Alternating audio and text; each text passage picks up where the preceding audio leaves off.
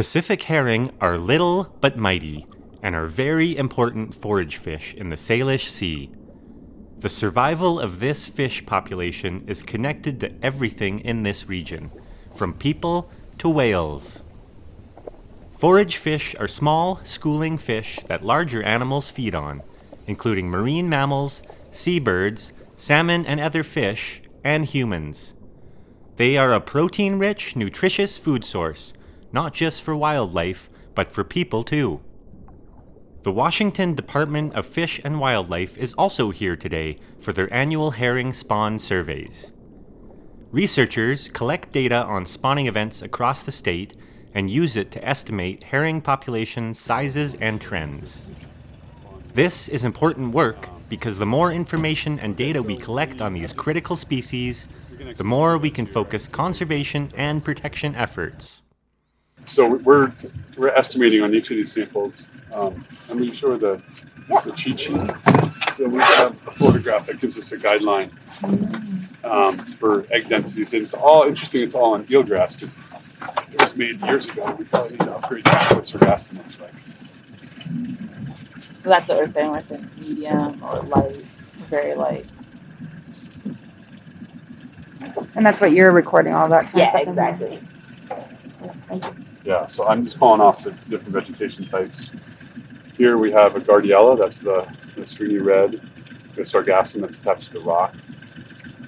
Some terrestrial debris in the form of a stick. And no eggs on this one. What were our guesses? We went 4 to 12. Some ova, the grass Lariopsis,